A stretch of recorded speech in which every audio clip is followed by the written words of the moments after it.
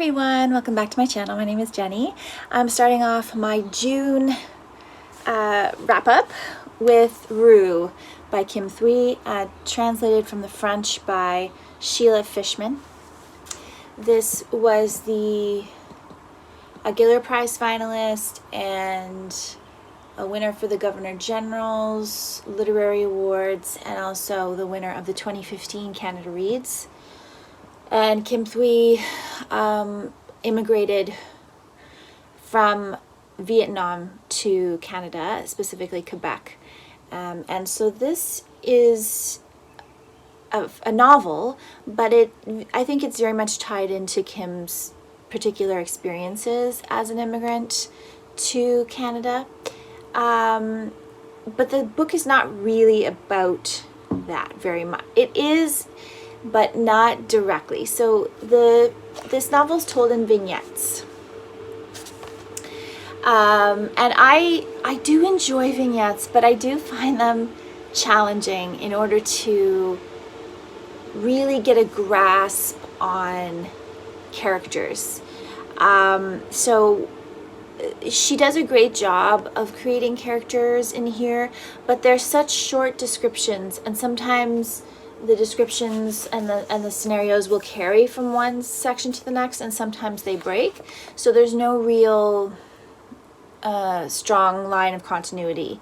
But I did really enjoy reading this. It was very hard to read at times because there was a lot of harsh scenarios that happened in here, including being on a really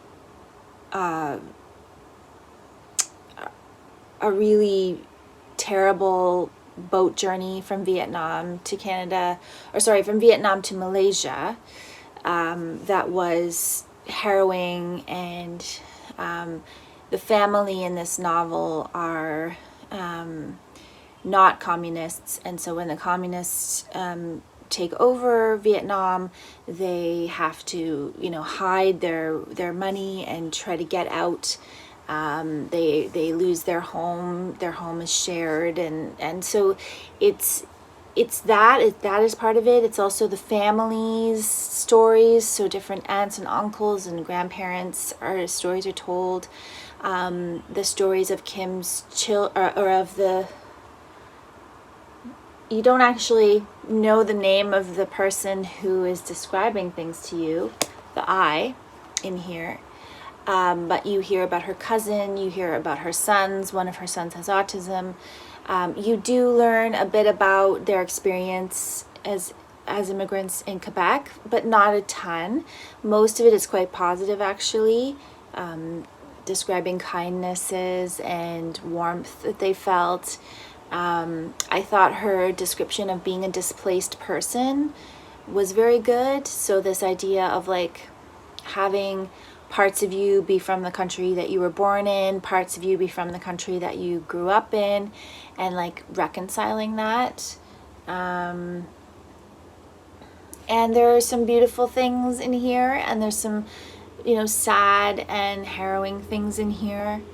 And I thought that it's beautifully described. I think it's just that this style of book is not one that I feel is easy to describe, or one that I feel is easy to hang on to. It's very similar to The Stone Virgins, which I read last month by Yvonne Vera, where you're reading this poetically beautiful language. You're being wrapped up in these visual images. It's very similar to poetry, where you're in a vignette, but then it doesn't give you much grounding into a narrative. And so if you like those types of books, I would recommend this. But if you want a narrative to carry you through, I don't think this one has a super strong narrative. Yeah, so that is Rue by Kim Thuy. I read this for my Quebec read for my Reading Across Canada project. So I have gotten to the middle of the country. Next month I'll be reading Ontario. And that is it for this one. I will check in again when I have finished another book. Good morning. Last night I finished Ashes of London by Andrew Taylor on audio, and I really enjoyed the audiobook in the end. At first I wasn't sure if I was going to enjoy it because I think it took a while to get established and for me to feel any kind of connection to the characters. And also I think when you're doing a mystery, historical fiction mystery is what this is, set in 1666, right after the fire, the Great Fire in London that destroys most of the city. So while I was listening to it, there was a lot of characters, there's a lot of scenarios, a lot of Sir this and Lord this and Mistress this.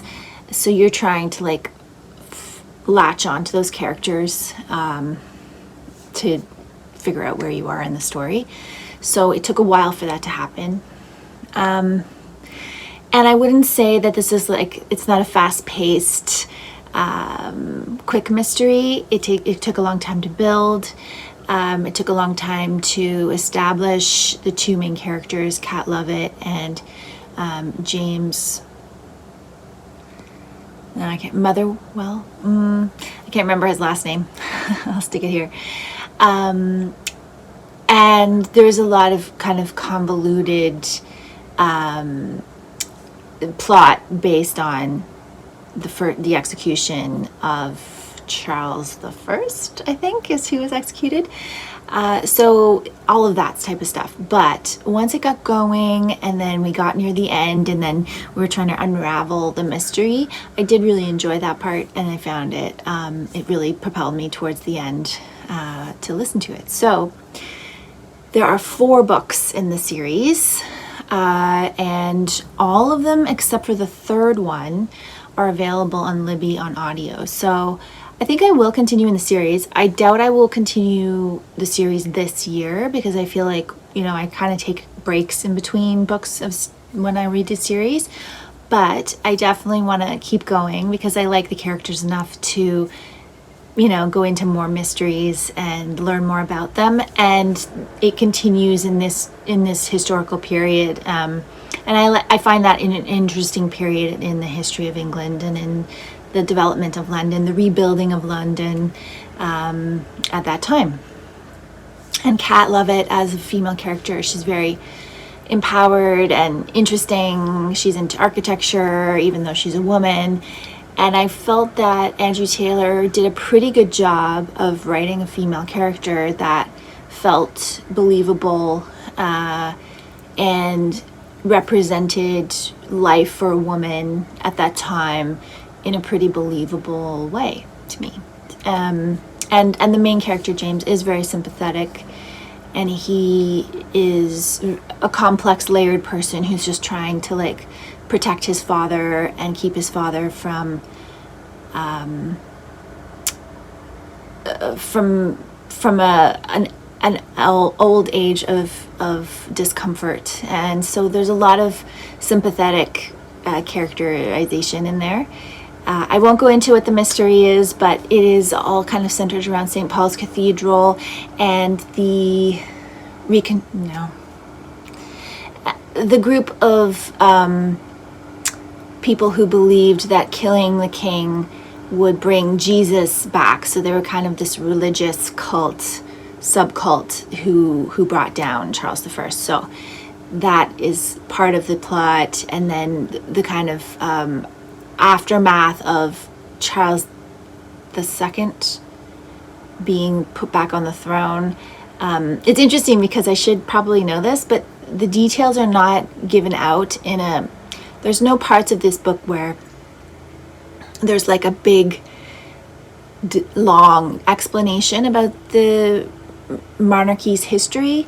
And I kind of liked that because it was not really about that. So he brings those little snippets in, but it's not put into the book with such a focus that you are thinking of it and learning it in real time that strictly. It's really told to you through the characters. And so while I learned a bit, I don't really have all the names and the situations memorized from the book. So anyway, That was my audiobook for June, and it was a pleasant experience. And I will check in again with you when I have read another book or finished another book. Hey everyone. So I finished Reimagining Capitalism in a World on Fire by Rebecca Henderson this week. This is a nonfiction, obviously, book by Rebecca Henderson, who is British, but now works at Harvard School of Business, I believe. And this was kind of her, it seemed very much like a course that she teaches for young MBA students. And she kind of distilled it into a book format. I read this as part of the book club that I run on the Thrive Together network. And we've been discussing ideas of capitalism and how it affects our lives, where it falls into our art practices and things like that. And so for myself, I would not consider myself a capitalist. I do participate in the capitalist system, but I do not believe that capitalism aligns with my values as a human being and the way I look at the world. So this was a challenge to that, I guess.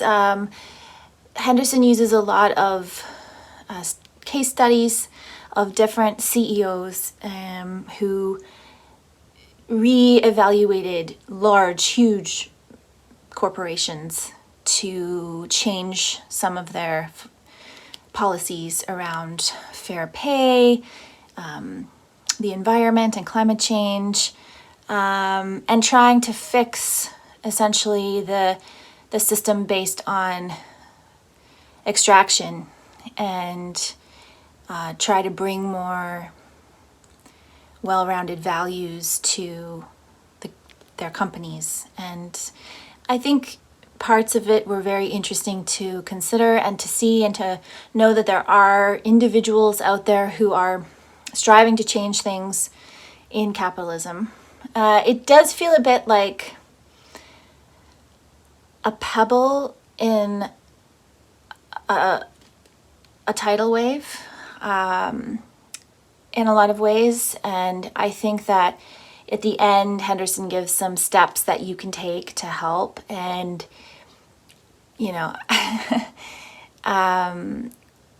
they feel very typical of this kind of narrative where you're telling people, don't feel hopeless, like do these little steps, just do the best you can.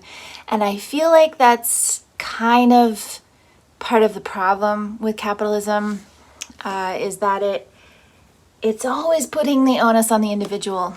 And all of these case studies were about individuals who had either a life-changing experience or some sort of a personal value that caused them to push for these things.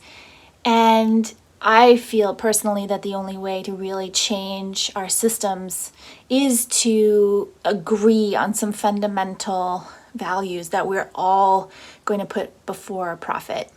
So as much as these examples were helpful in seeing that there are, members who participate in capitalism at the higher echelons of companies that do make a difference in the world, it just seems like they can't do that alone, and there's not enough of them to create an individual change one by one. It would take hundreds of years to fix what has been broken and created in about 200 years in terms of the extraction of resources that are causing rapid climate change. So anyway, if you're interested in ideas of capitalism and ways to work within the system to try to change it, then, I would definitely say read this.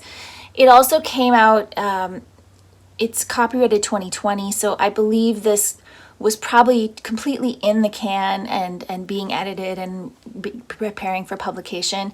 before COVID hit. So I feel like COVID and the way the world reacted to COVID showed some very different realities that no one could have foreseen before it happened. And so I think this book would have had a different message, or would have had some different examples if it would have come out after the pandemic had hit, the main part of the pandemic in 2020 and 2021. So, you know, in that way, it kind of felt a little dated to me as well. So, yeah, glad I read it. It's actually a pretty quick read. And the fact that Henderson left out some pretty important parts of what formed our free economy, such as the colonization of North American land from indigenous peoples and slave labor, was to me a bit of an oversight in really deconstructing what capitalism is and what it was built on, and what we need to do to make our society more equitable. So just some thoughts there. And I will check in again when I finish another book. Hey everyone. I finished The Gown by Jennifer Robson last night, and I really enjoyed this. It is tri-perspective. We're following Anne and Miriam in the same timeline. Miriam, whose family were killed by the Nazis in World War II, and she subsequently becomes an artist. And Anne, who also lost family to the war but lived in England, and both of them are embroiderers in, I don't know why I can't contain his name, in the famous Norman Hartnell's dress designer boutique, where he designed the Queen's, Princess Elizabeth's wedding dress and gowns for the Queen and princesses. So he was very high, prestigious, and it's about that time of what was happening around them while they were doing the embroidery for the gown. There was a lot of people and press who were trying to get in and get the goods, and they tried to bribe them and do all these things to them. And then you have Heather, who is Anne's granddaughter, and Heather does not know Anne's history. She thinks she knows, but Anne never talked about her past, and so she's hidden a lot of things, and all of the reasons for that is talked about in the book. And I really enjoyed it. I don't think it's my favorite of Jennifer Robson's that I've read, but I did love the theme of Miriam as an artist, and I loved Anne. I thought Anne was a very sympathetic character and actually quite believable in the situation that happened to her and in the way that she reacted to it. Heather was probably, the modern day person, was probably my least favorite character, but I think that's because she is kind of a connection between the past and the present, obviously, and a conduit through which the story needs to be revealed. And so sometimes when a character is the conduit, they're not given enough juice, they're not given enough grit, and I think that was the case with Heather.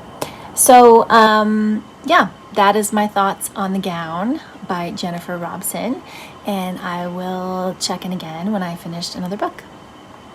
Hey everyone, so I finished Writing a Woman's Life by Carolyn G. Heilbrun. I don't know if it's Heilbrun or Heilbrun, not sure.